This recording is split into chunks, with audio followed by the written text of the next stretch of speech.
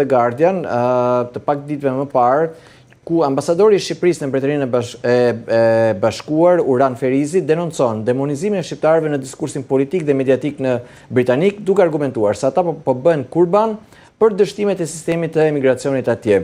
Ferizi ka kritikuar zyrtarët e Londrës për veçimin e Kombësisë Shqiptare në vend të sjellje specifike kriminale, duke vënë në duke se ky diskurs shkakton diskriminim dhe ngacmim në botën reale kundër komunitetit shqiptar.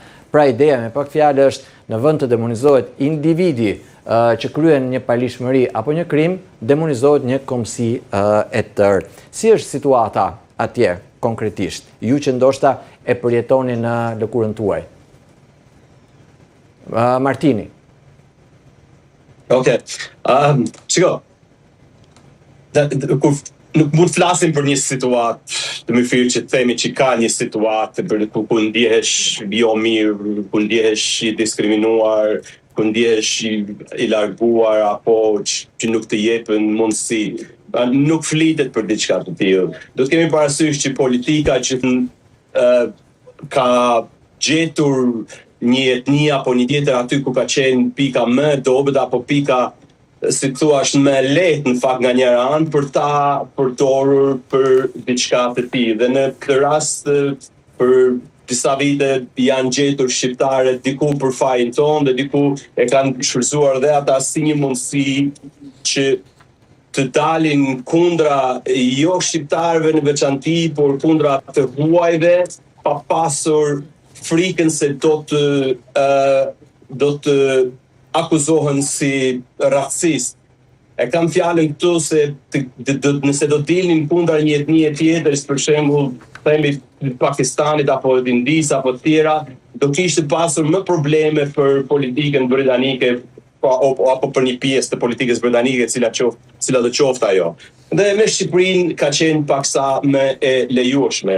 Mirë po, çdo gjë ka një kufi. Dhe unë besoj që kryeministri Rama në të shkuarën ka bërë disa replika me politikanë të caktuar, siç ishte ajo replika me Suela Braverman, po ku ka bërë një qëndrim dinjitoz për të mbrojtur shqiptarët në Britaninë e Madhe. Dhe kjo besoj që duhet vazhduar, unë nuk e kam të për të dhënë pikë zotit Rama, por duhet bërë njëta gjë me kushdo pavarësisht nga cili ka politik për të dalë zot shqiptarëve. Për tej problematikave, si çdo kombësi tjetër, si çdo vend tjetër, nuk duhet lejohet kur që shqiptarët të përdoren për përfitime politike dhe në krahët tonë pra të shqiptarëve. Tani ne e dim që çdo gjë që ndodh në një shtet dhe nuk shkon për krah një shteti tjetër, thirret ambasadori i atij shteti dhe i kërkohet llogari pse 1, 2, 3. Unë e kuptoj që ato akuzat që janë bërë shpeshherë nuk janë bërë në nivel shtetëror, por dhe janë bërë, sepse rasti i Suela Braverman ajo ishte pjesë e qeverisë kur i bëri ato komente dhe do ishte fare normale dhe të ftohej për një bisedë ambasadori britanik në Shqipëri. Sepse ne kemi parasysh që ambasadorët në vendin tonë po ndikojnë tek ne, pra tek politika shqiptare dhe me drejt shpeshherë, se si bëjmë në politikë, se si sidhemi ne, pra influencojnë në politikën e brendshme dhe të jashtme të Shqipërisë. Aq më tepër pastaj, nëse ata e përdorin atë të drejtë për të influencuar tek ne, duhet edhe ne që të thirrim dhe të përdorim ato parametra të cilët janë të caktuara për çështje të tilla, që t'ju tërheqim veshin në një mënyrë që në të ardhmen politikanët mos të ndihen kaq të lirshëm që të nxjerrin akuza të drejta dhe të padrejta dhe çfarë do lloji kundrejt shqiptarëve. E kuptoj. Mirela, nuk e di nëse në këmbërshimin tënd realiteti, statistikat për ligjin gjithë të zhurmë të madhe që krijohet në kurrizë të shqiptarëve. Unë nuk do të shtoja shumë nga ato që tha Martini, po nuk është se nuk e di se domethënë se çfarë mendimi krijohet aty ose çfarë opinioni, por unë personalisht nuk ndjej ndonjë diskriminim apo ndonjë ndryshim, nuk e kam ndier asnjëherë, ndoshta nga që kam kohë që jetoj këtu në Britani. Sigurisht që ka pasur lajme her pas here, herë me bazë të vërtetë, në bazë të informacioneve, por nuk mendoj se, domethënë, unë nuk ndjehem për shembull këtu si shqiptare që mos të them se jam nga Shqipëria. Përkundrazi, domethënë, sa herë kudo që jam e ngre zërin dhe them që jam nga Shqipëria dhe nuk është se ka ndonjë lloj reagimi që të thonë që shqiptarët janë kriminal apo thash edhe një herë bazuar në informacione apo në zhvillime të policisë apo të ligjit, mund të ketë edhe raste, por nuk shoh kohët e fundit në një shtim të madh të diskriminimit të shqiptarëve. Sigurisht që ka pasur, domethënë, qeveria e Sarmerit politika të forta ndaj emigracionit, i ka shtrënguar, por nuk është se ka bërë një ndarje edhe i ka lënë në veçanti shqiptarët. Nuk është ky mendimi im, nuk e din që Martini më mbështet në këtë aspekt. Nuk ndjehet këtu ndonjë diskriminim i madh vetëm kundër shqiptarëve, është kundër emigracionit politika, paktësimi i numrit të ardhjeve, rishikimi në përgjithësi, por nuk na kanë veçuar ne si kom.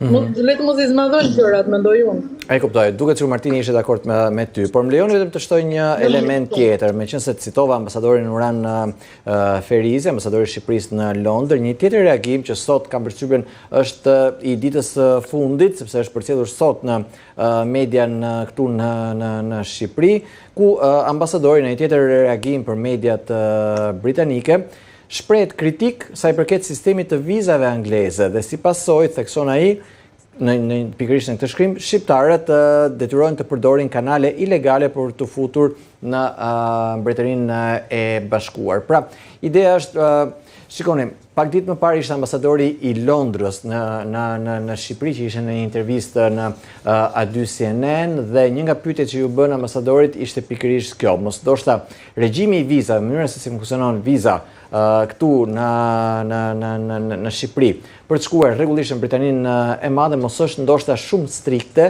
dhe çon në nxit në një farë mënyre në këto kalimet e palishme apo rrugët jo ligjore për të hyrë në ishull. Ai e shmangu në një farë mënyrë. Tha ne duam pikërisht që të shmangim kriminalitetin. Pra nuk mori përsipër një lloj përgjegjësie, nuk tha një po apo jo. Dhe më bën kurioz fakti që pikërisht me pak ditë diferencë, homologu i tij i Shqipërisë në Londër, pra krau i kundërt i marrëdhënies diplomatike, nënvizon pikërisht këtë si një nga elementet të nxitës të këtij emigracionit të palishëm të shqiptarëve drejt Britanisë së Madhe.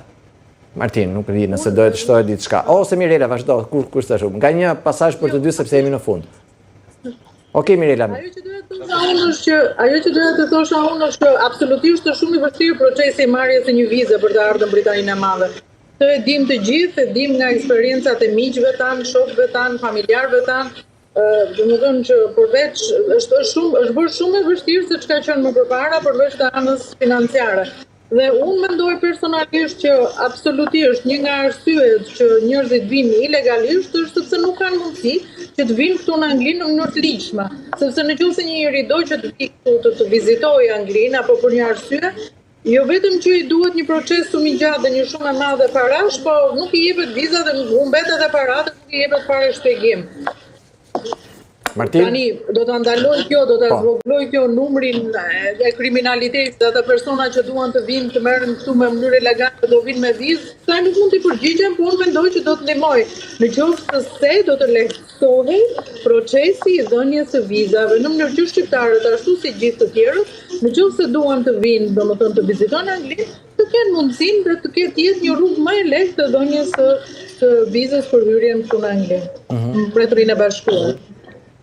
Martin? Po, sigurisht që ka një ndikim, pra ka një influencë mos pasja mundësi për të marrë një vizë pune, po flasim për viza pune, se po që puna për viza tjera dhe po u dhanë. Ta garantoj që dhe viza turistike është mërësisht e vështirë që të merret, por...